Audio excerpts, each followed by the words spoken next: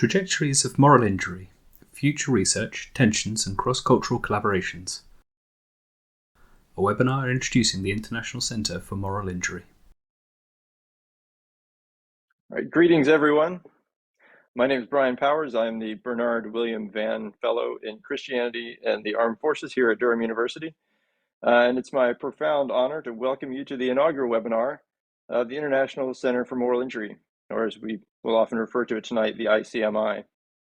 I have the privilege to be the executive director, and I'm certainly excited tonight to let you know more about the vision, mission, and plans of the center.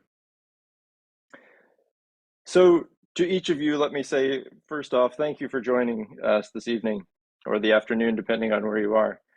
It's truly remarkable to see a gathering that brings together people from so many different contexts.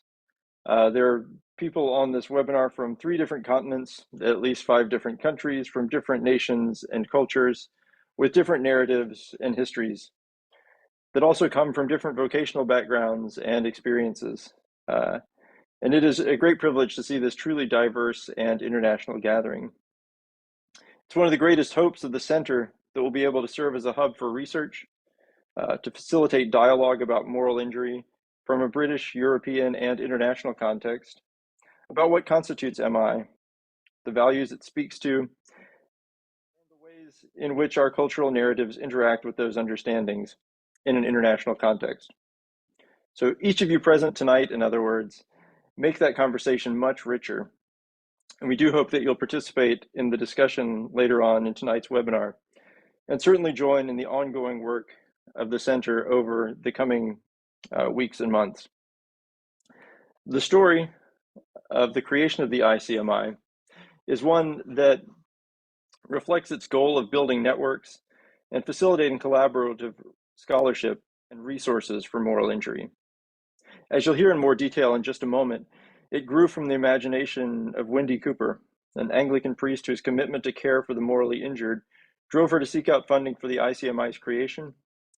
And in collaboration with myself, several colleagues at Durham University, and our steering group, we were able to bring the idea into reality. The ICMI is a digital center, and while we have no physical building, the center is not simply a digital presence, but the network of different people with an interest in furthering MI research. The vision of the International Center for Moral Injury is to deepen understanding of the causes and impacts of moral injury internationally, and to explore, cultivate, and share sources of recovery.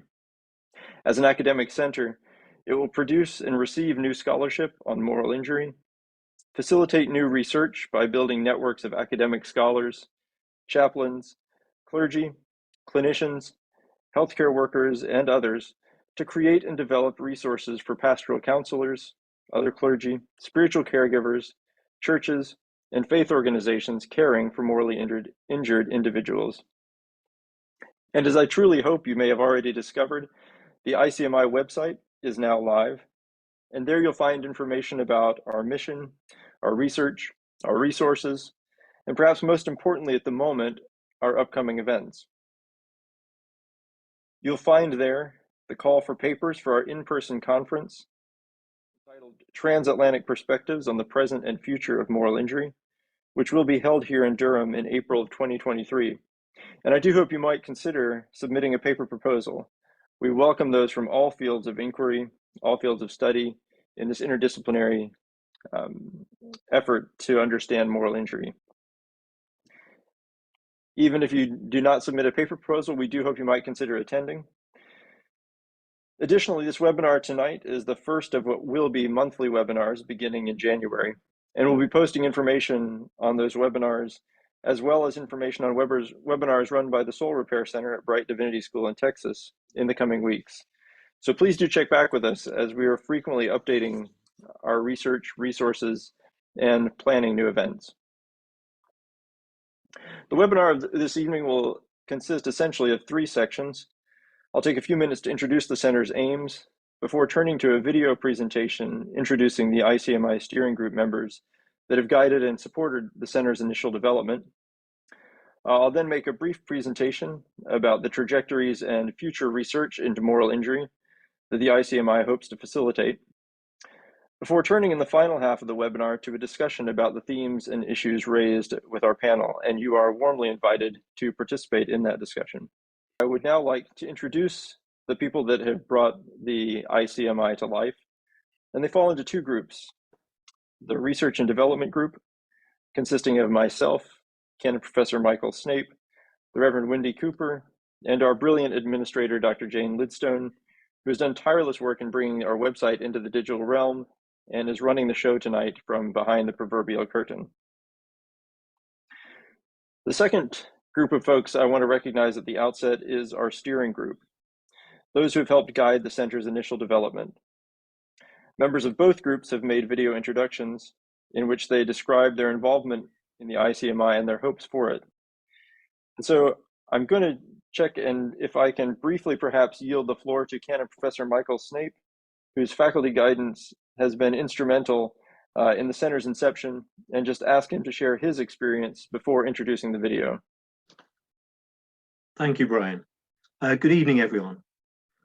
I'm Michael Snape. I'm the Michael Ramsey Professor of Anglican Studies here at Durham, and I'm also the director of the International Centre for Moral Injury, though, of course, I defer to Brian's expertise in this field as executive director.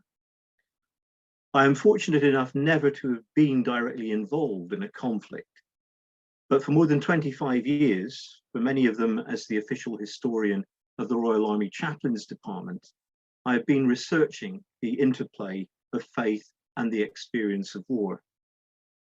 In the course of my research on British, American, and Commonwealth military personnel, men and women who have served in theatres of conflict as far removed in time and space as Helmand Province from 2006 to 2014, and the Western Front from 1914 to 1918, I have often encountered those whose moral compass has been disrupted, often very painfully, by the experience of conflict.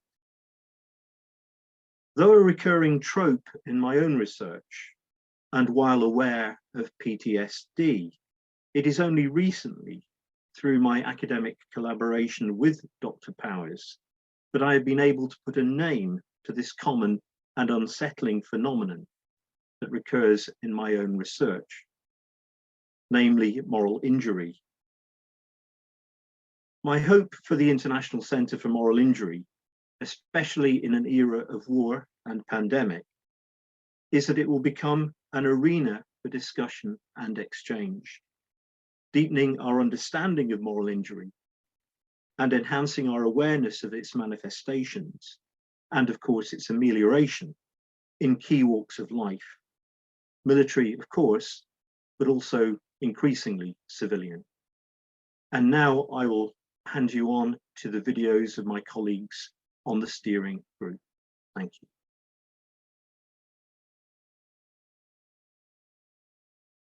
Hello, I'm Reverend Wendy Cooper. I'm the initial instigator of the model for the International Centre for Moral Injury, which was taken up by Durham University and the formation of the ICMI team to bring it into existence. And I continue as a member of the Steering and Research and Development Group. I encountered moral injury some years ago when I was able to sit in with some military-based groups working through PTSD. Along with the PTSD work being engaged, I was also hearing something else that at the time I was not able to put a name to. It had more to do with struggling with a deep anguish of soul and pain that some of the group members were carrying, and it didn't quite fit with the rest of the PTSD effects. And it sometimes connected in with a wrestling with issues around faith. It left me with the sense that along with PTSD responses, there was another need which was connected with an added impact on spirituality and the deep morality and values that we hold, which is now better understood as moral injury. Here in the UK, we don't yet have the availability of easily accessible chaplaincy for military veterans and families that would follow on from the military chaplaincy provisions. But I think that to have a ministry provision that gets it, that understands some of the issues and from a military perspective, is essential, generally, but even more so for moral injury. As a civilian and as a minister, I think there is a lot more we need to do and a lot more we can do. The setting up of the ICMI and the growth in understanding that this will bring is a significant step in the right direction. So, what excites me about the ICMI? There are many things that excite me about the ICMI. It brings together research, experience and practice development, different disciplines working together, international and national. And it holds a space for deepening our understanding of the spirituality aspects of moral injury, not just military and combat related, but also in many other spheres of life too. But most of all, I'm excited that it is happening here and now. And I'm excited for what the future will bring as we continue on this road, learning to respond well to the pain and anguish of moral injury.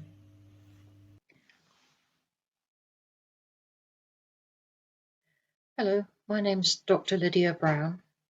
I'm a veterinary surgeon and a past president of the Royal College of Veterinary Surgeons. For many years I was involved with Vet Life, which is a charity which looks after vets, vet nurses and their families.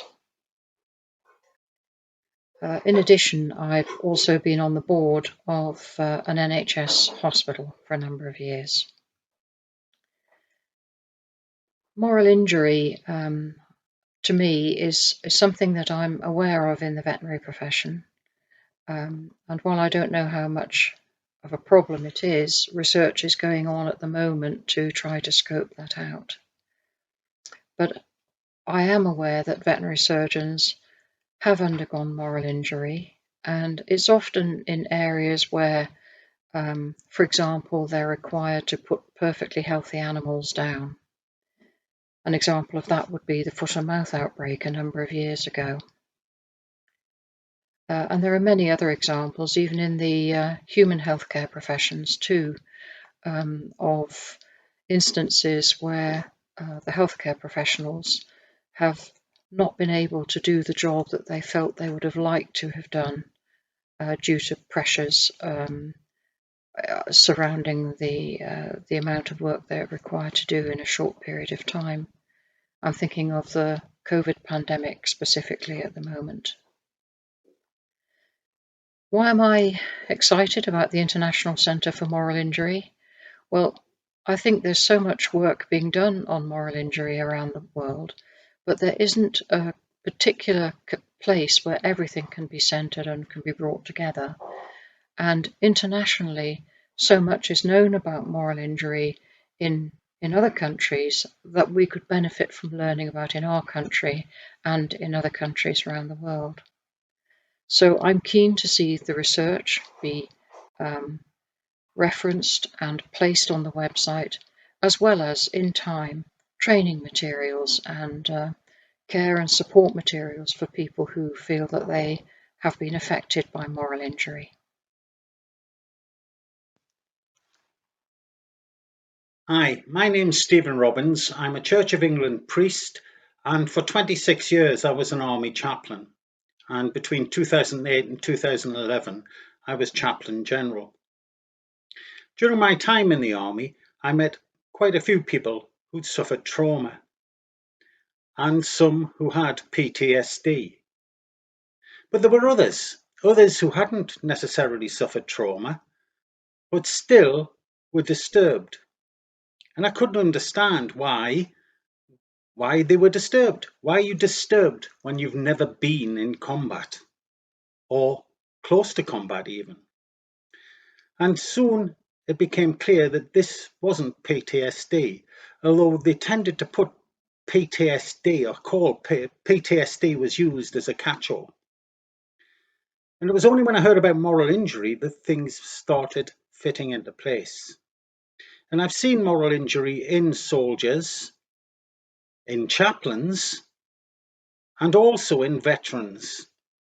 And especially those veterans who didn't want to leave the army, but had to because they'd been retired or come to the end of their service. And everything that had given them support in their lives had then gone. Because the army acts as a family to many people, and when they leave, all that support system goes. And so I was excited when the Vann Fellowship, the first Vann Fellow, Brian Powers,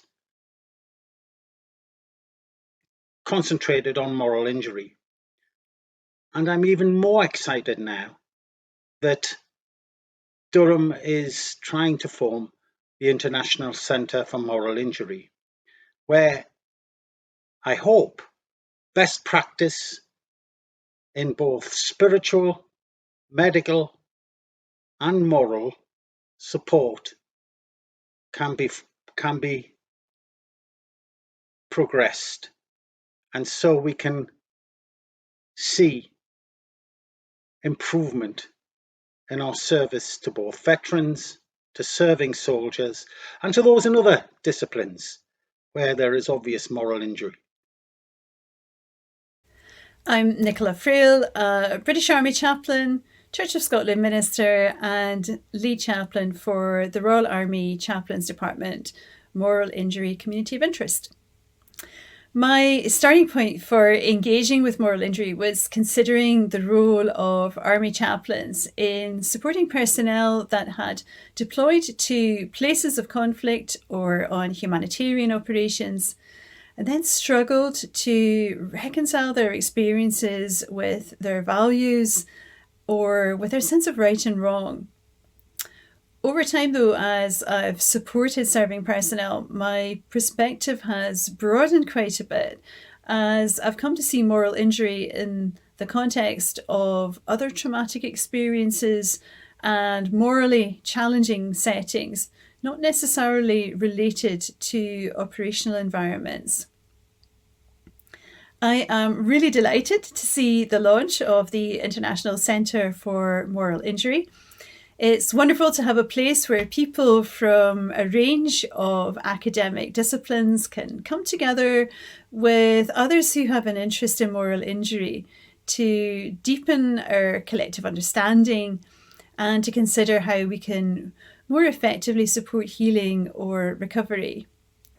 As someone who's worked in both Europe and the States, I can really see the potential for the International Centre for Moral Injury as a conduit for collaborative working across different cultural contexts, across disciplines, and across communities in both civilian and military settings.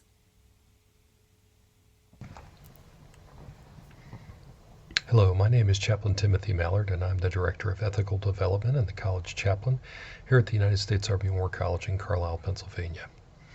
I'm excited to be able to today share with you my support for the launch of the International Center for Moral Injury and our ongoing partnership and collaboration with the University of Durham around this issue.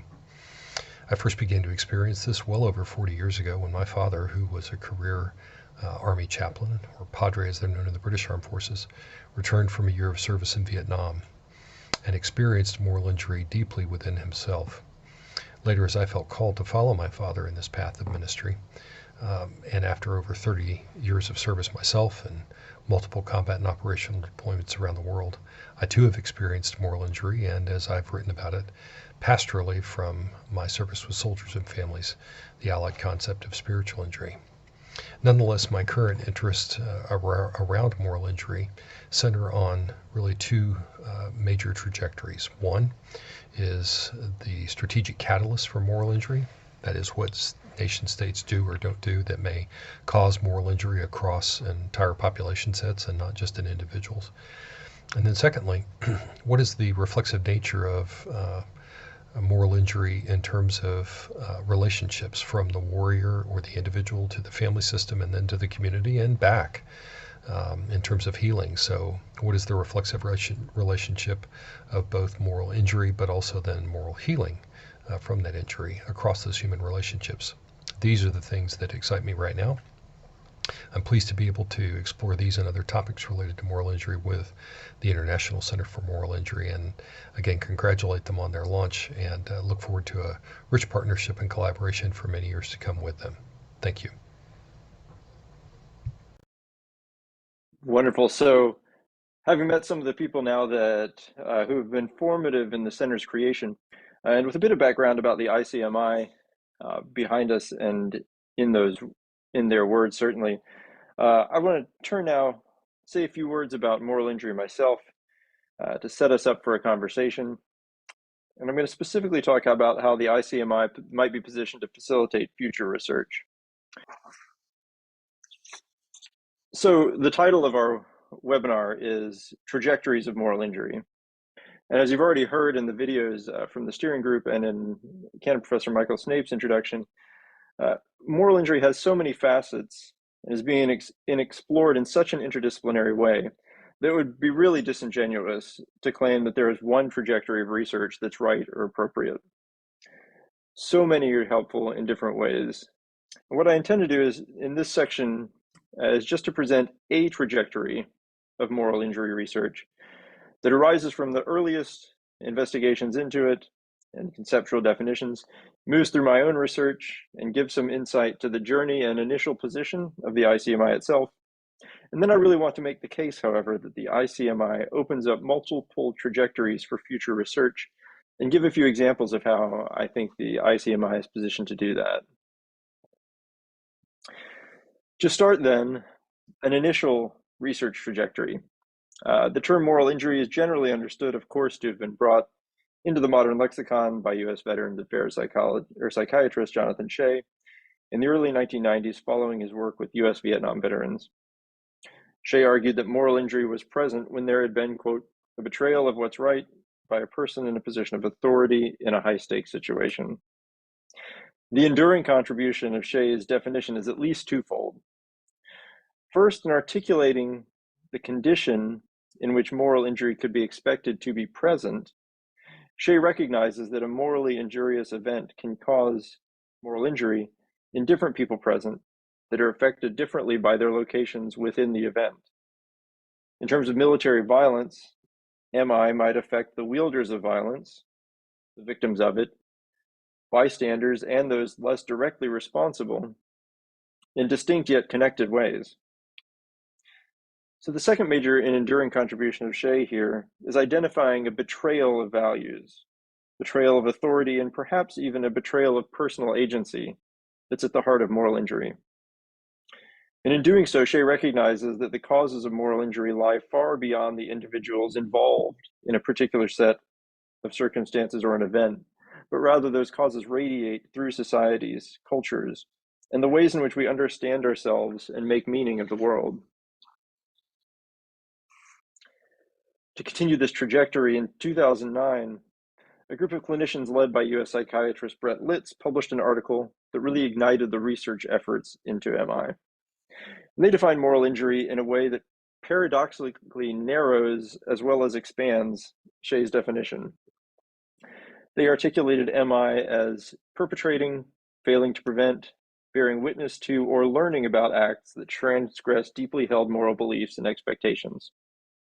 And the focus on individual active agency and its moral consequences in this definition captures what they'll call a perpetrator aspect of combat trauma that's not brought into clinical understandings of PTSD, as several of our speakers note, and notes that moral injury can result from learning about actions as well as being present for the morally injurious event.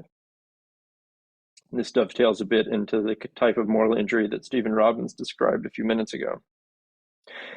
And these definitions provide the common starting points of discussion and conversation around moral injury.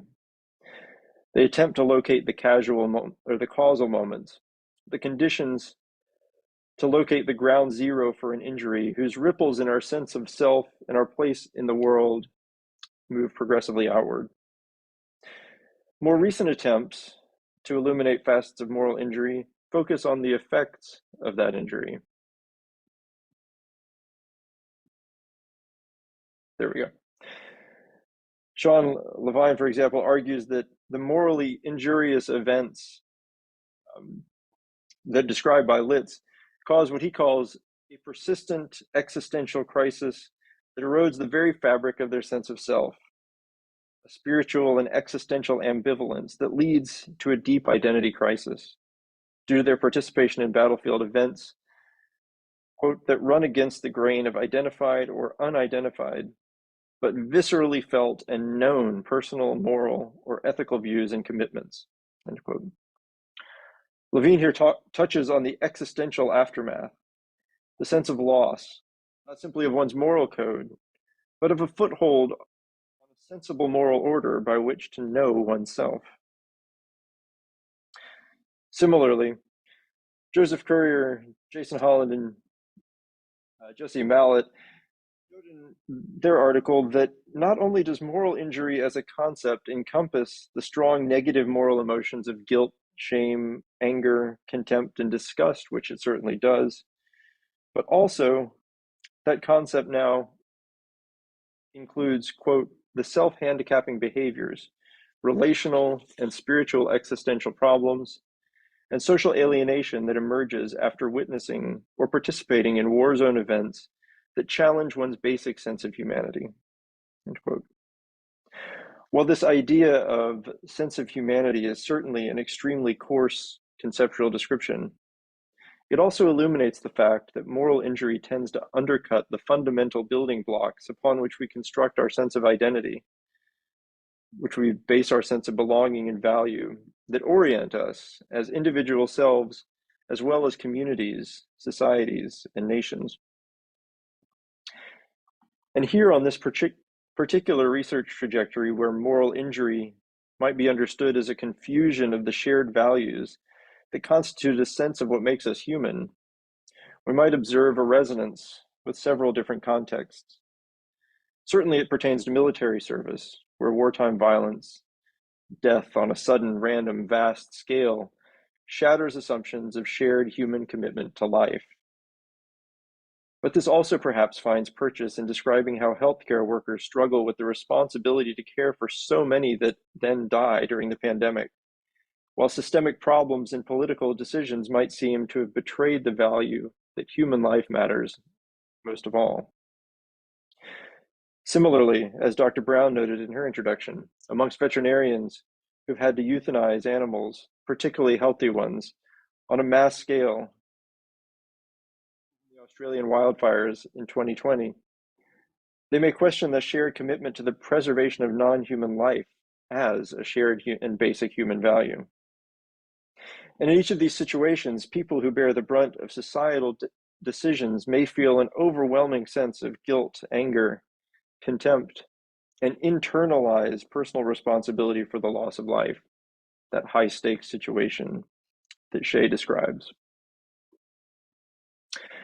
My own research follows the pioneering work of theologians such as Rita Nakashima-Brock and Gabriella Latini, Larry Kent Graham, Carrie Doring, and Nancy Ramsey, in articulating ways in which religious language, theological concepts, and liturgical rituals have tremendous capacity to speak to the profound moral emotions that lie at the heart of experiences of moral injury, and provide frameworks which those who have experienced moral injury may find expression, which they might recover meaning and begin to build a sense of solace.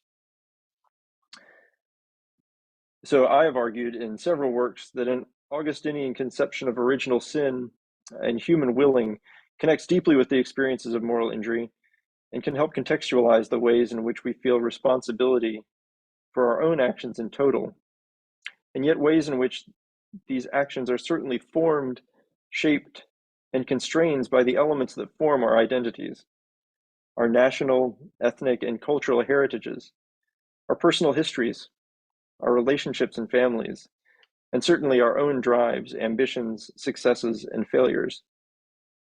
And my hope in this work has been to help provide a framework by which veterans might contextualize their own experiences of guilt and inhumanity, a framework that takes that guilt seriously, acknowledging rather than dismissing veteran guilt and anger, but suggesting, of course, that it's not total, that in witnessing to the other forces that constrict identity, veterans may find purpose even and hope as truth tellers into a society whose values they have suffered for.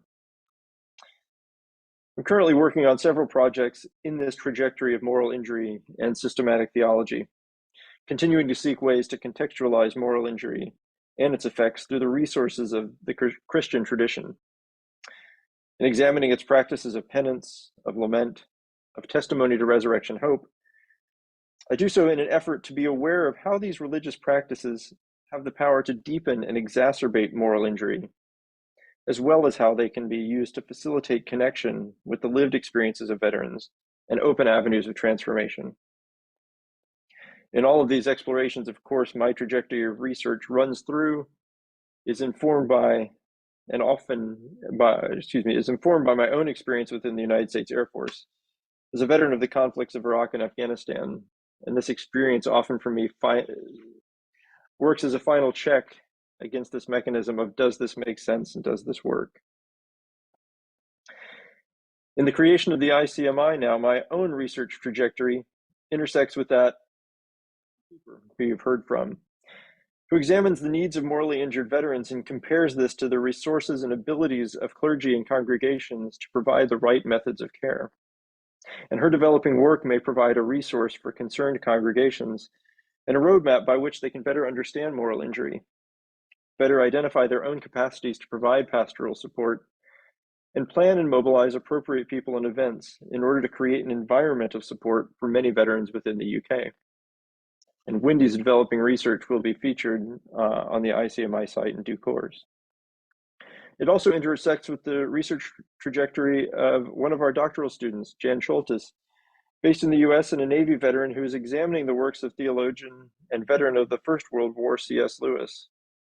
Her project explores the idea that the predominant influence on Lewis is his war experience, which particularly resonates with the modern conception of moral injury and combat trauma. As the ICMI sits within the Department of Theology and Religion at Durham University, and with these research trajectories that I've just identified front and center, it is certainly making an implicit claim about moral injury, that as it deals with guilt, shame, moral emotions, and deeper existential sufferings, that claim is that religious language, concept, and ritual do play a key part in understanding and treating it. But I also want to recognize that these trajectories identify some facets of moral injury and are certainly not exhaustive or exclusive.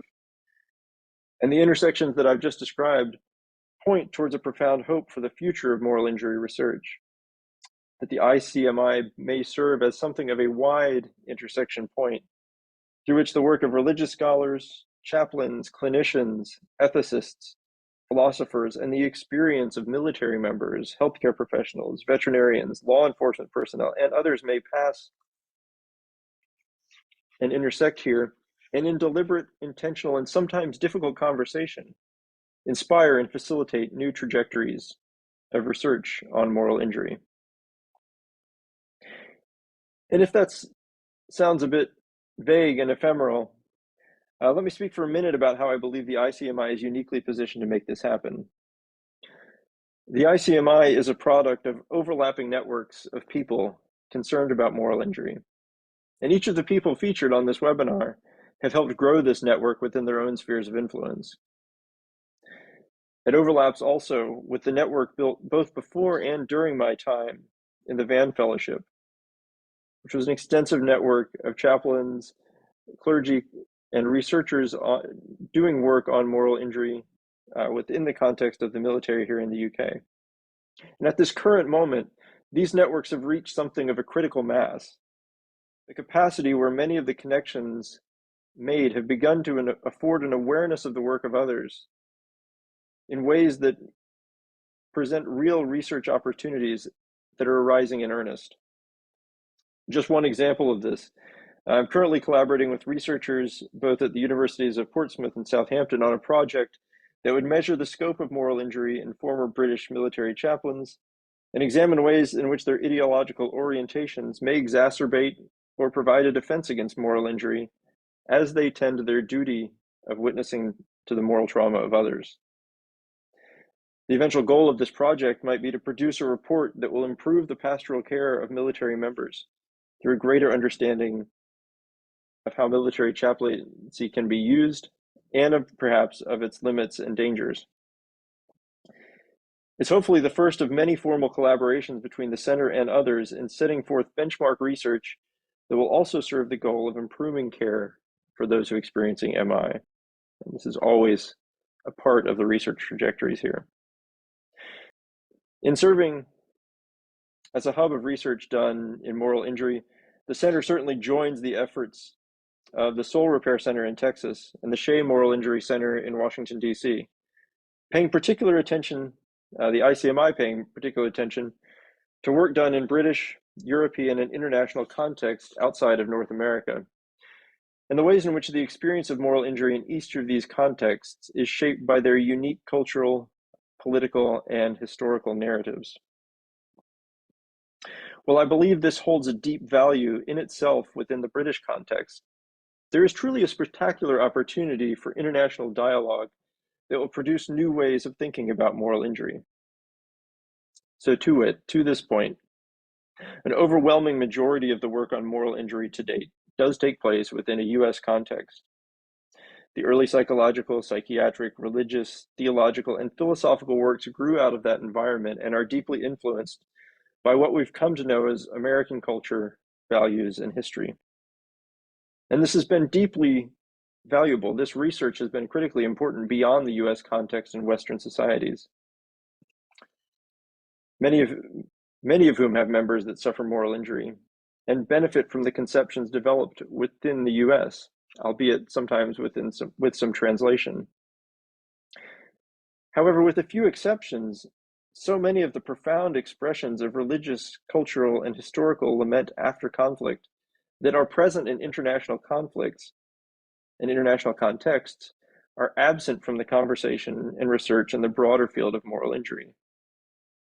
Thus, a key commitment of the ICMI is to welcome collaborative dialogue amongst international partners that intentionally focuses on the particularity of those experiences, cultural narratives, and histories in dealing with morally injurious experiences in wartime, in healthcare, and in other contexts. And this commitment will hold particular value in conversation with much of the US-based research to open new avenues of recovery, and certainly to share ideas that may be taken for granted in certain cultures, but may be entirely novel and needed concepts in others. A couple of concrete examples that might illustrate this point.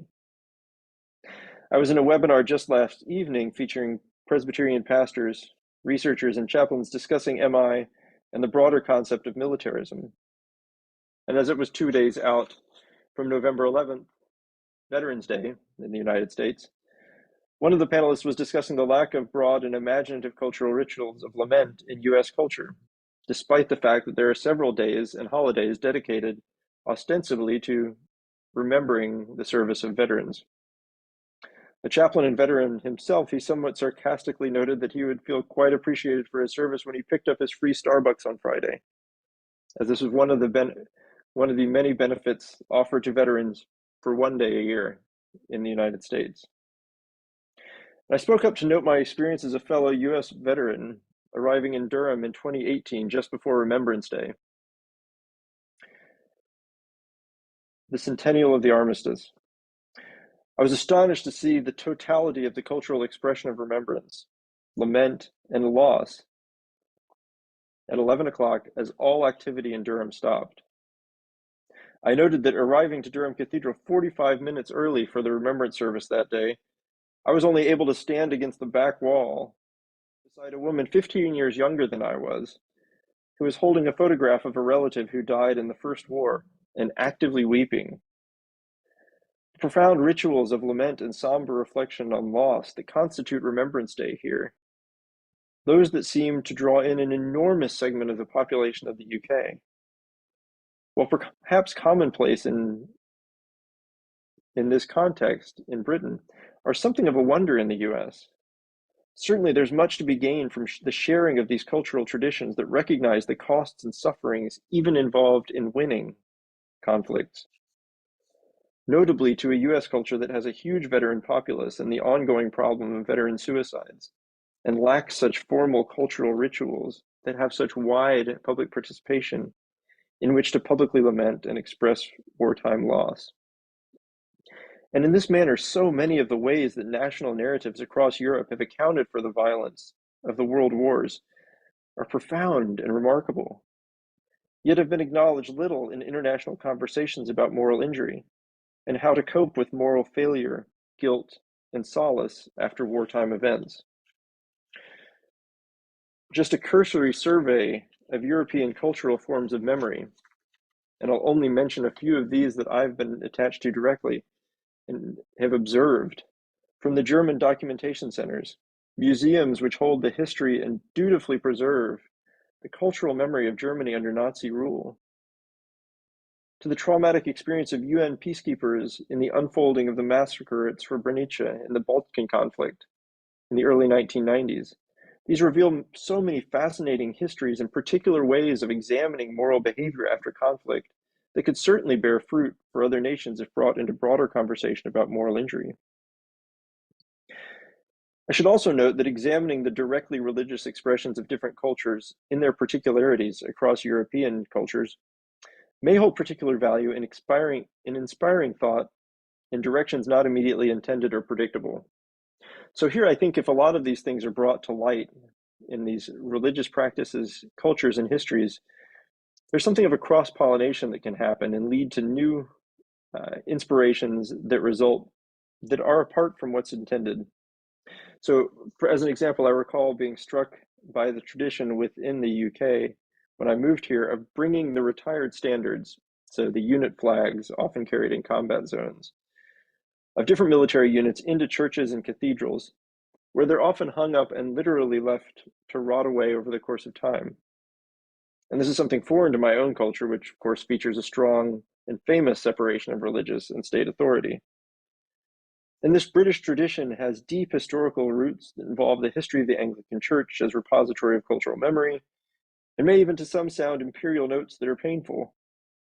Yet I was struck by the perhaps ahistorical thought that in light of moral injury, I wonder if the act of bringing these standards into the church, particularly after conflict, might be seen as an act of hope, of bringing in a symbol that's seen and bears the memory of war, of death, of violence, and of loss into a sacred space in the hope that it might be transformed somehow into something different, awaiting an awakening, perhaps as German theologian Jürgen Moltmann says, to new life. And while wartime moral injury is perhaps its most acute example and certainly warrants particular attention on the eve of Remembrance Day, the way that moral injury was experienced amongst healthcare professionals during the pandemic here in the UK was certainly shaped by the nature of the National Health Service and its direct connection to government and political decisions during the pandemic. Perhaps this notion of betrayal was felt in more particular ways in systematic failures of a system that's more communal in nature, certainly, than that of the US.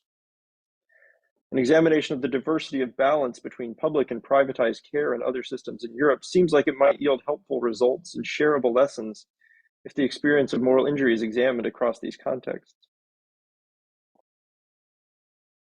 And finally, while this commitment to examining and sharing the particulars of different contexts in which moral injury occurs is extremely fruitful in examining national histories and cultures, it's also helpful in examining the differences in moral injury as it's experienced between military, healthcare, veterinary, law enforcement, and other contexts. And as I alluded earlier, there's commonalities of experience that we name as moral injury across each of these. But if we pay attention and are committed to the particulars of the way it occurs in each of these, I think they might reveal also different facets of moral injury that make it more recognizable in other contexts that shared. And so I lay out these potential trajectories for future research, and the notion that the ICMI is dedicated to producing research and sharing resources for moral injury. But this work is not singular, nor is it done in some academic ivory tower.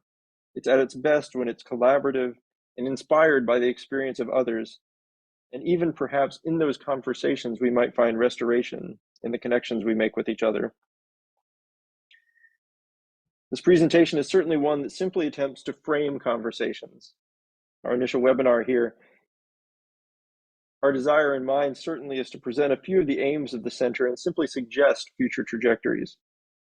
Future monthly webinars, which will begin in January, will feature researchers presenting particular studies, books, articles, research findings, panel conversations around particular aspects of moral injury, and hopefully generate a lively cross-cultural dialogue. And I hope you'll join me in fleshing out some of these new trajectories for moral injury research, both in attending those webinars, in offering your own thoughts in our conference by presenting papers there and proposing them, but also in the conversation that I now want to turn to and invite you into with our panel tonight. So now to explore these themes just a bit further, I would like to welcome our panel. Alongside me, you've already met them, but once again, the Venerable Stephen Robbins, former Chaplain General of the British Army, the Reverend Wendy Cooper, Associate Priest in the Diocese of Salisbury, and Chaplain Colonel Timothy Mallard, Chaplain in the U.S. Army and Director of Ethical Development at the U.S. Army War College.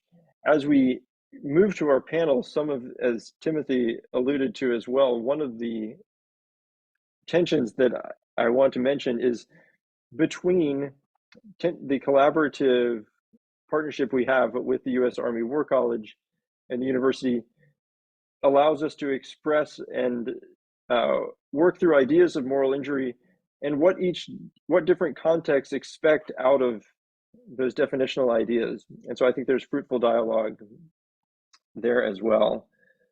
So I see that we have some good questions already posted. Let me turn first and just open our panel with this one question and ask, I talked some about cultural histories and narratives impacting moral injury, and I will just open that up to perhaps Timothy as our transatlantic conversation partner at the moment. Could you speak perhaps about ways in how or in what ways you've seen those cultural histories impact moral injury? Sure, Brian. Thanks, and it's my pleasure to be on this afternoon here in the United States, but the evening where you all are in both the UK and Europe. And pleased to be on with Stephen and Wendy as well. I think that Brian mentioned that this work in terms of moral injury really began from the foundational work of Jonathan Shea. And his clinical practice of working with Vietnam veterans. And it's really almost impossible, Brian, you talked about cultural memories. It's really almost impossible to separate the discussion, at least in the past here in America, about moral injury from the cultural memory of the Vietnam War. As just an example of that and the visceral power of that.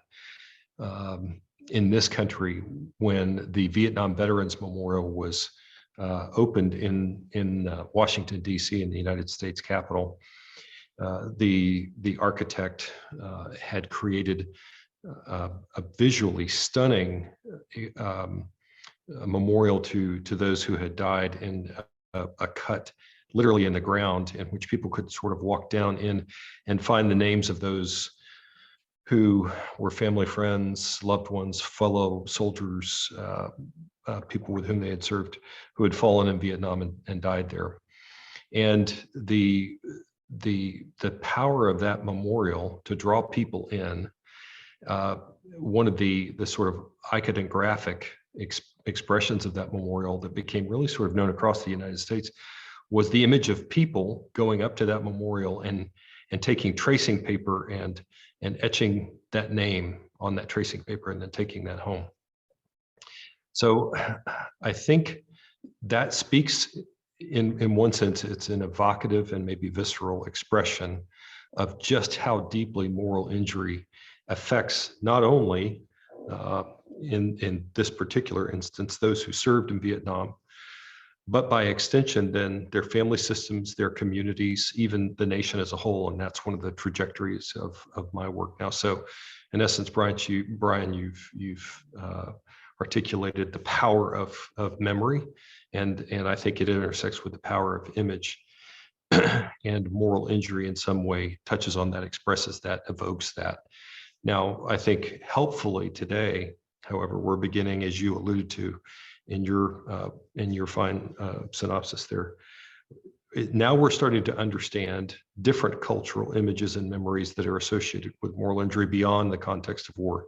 You talked about the National Health Service, and now iconographic images almost of people in care homes or in hospitals, those who either were staff, doctors, nurses, or patients and families suffering from the pandemic. These are now a new sort of cultural memory, unfortunately, a very tragic one for many people. So I think there's extreme power in this. And I think that one of the things that's exciting about the ICMI is its willingness to look at moral injury in that context of military service, but now apply it in some very fresh and meaningful ways outside the context of military service across societies and nation states. So, Brian, I hope that touches on your question, and I'll pause there.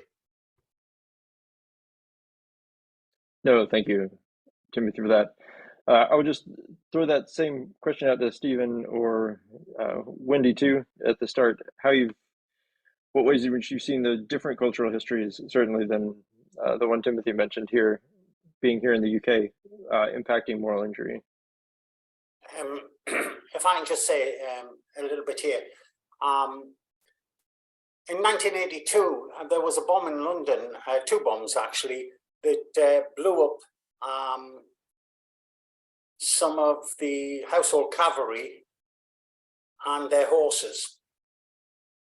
And it's only literally 2 weeks ago that I was speaking to someone who was obviously suffering moral injury. And the reason he was suffering moral injury was the reaction of the British public, who were far more interested in the horses than they were in the soldiers who were blown up.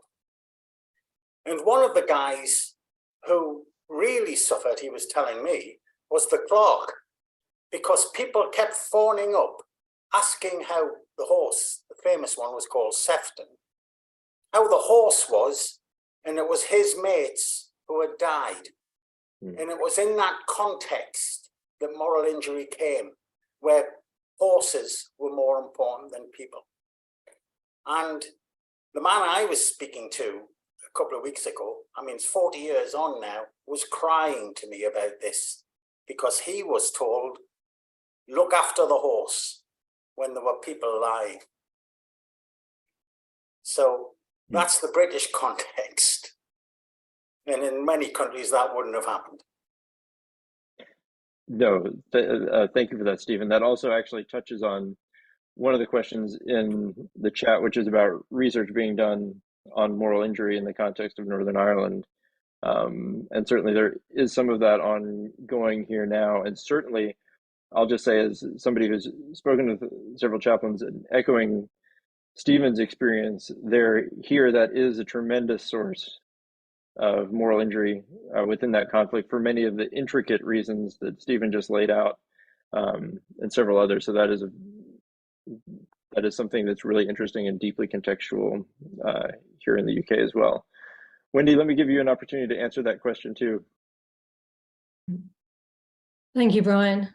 I think for me, one of the things I would pick up on in terms of culture and history is the UK history of always having chaplaincy in the military, but not having easily accessible chaplaincy for veterans.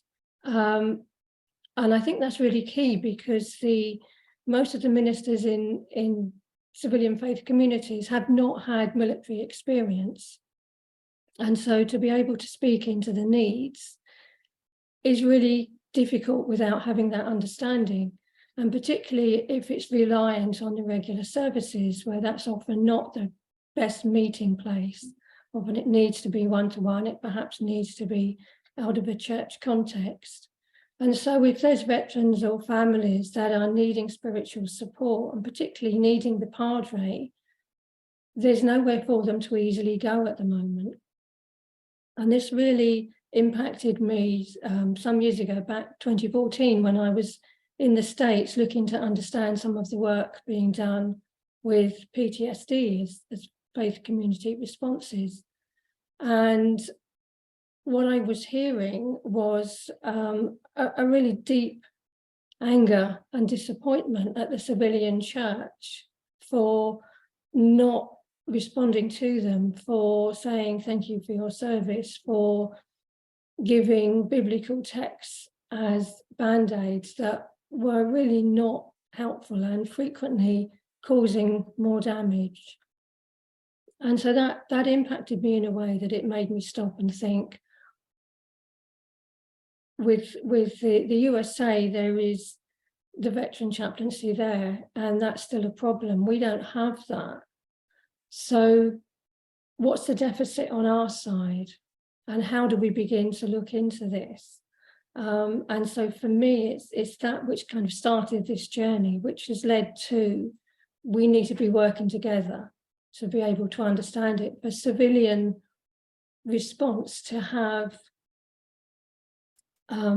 enough safety, enough ethical understanding, enough understanding of this experience to at least be able to meet part way. We'll never be able to come fully alongside, but we can come a lot closer than we are. And we can provide good spiritual care, but we have a lot to learn. And so for me, it's very much about that kind of narrative that impacted me, and my response being the coming up with the model, having spent a long time listening to many people that have a lot more experience within it. Ryan, if I could respond to Wendy. Certainly. Wendy, one of the things I really appreciate about what you just said, and it really goes to the criticality of our work here in the ICMI, and that is the growing realization and understanding that moral injury is a transnational phenomenon. It is simply not located only within one nation, state, or people group. But even as our conversations or questions and comments in the chat note, there are episodic experiences of it, treatment modalities, concerns about it in nations around the world, and certainly those that have experienced war and conflict, but others as well. So I think this is really sort of a cutting edge aspect of the ICMI, and I think it will help distinguish our work in the future, and I think perhaps bring some commonality to our understanding across many cultures and nation states. So thanks very much for articulating that. Thank you, Timothy.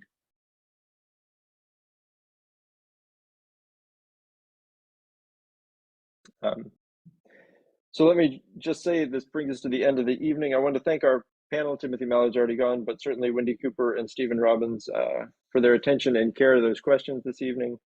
And to each of you for joining us. I do hope you'll continue to participate in our webinars in the life of the ICMI, joining us for those for collaborative efforts for our conference in Durham in April 2023.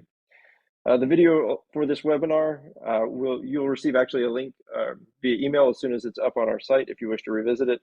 And please do check back in with us for announcements about future events, and regular updates for our research and resources will be posted and available shortly on our website. As Jane has noted, durham.ac.uk/ICMI. Thank you all, and good night.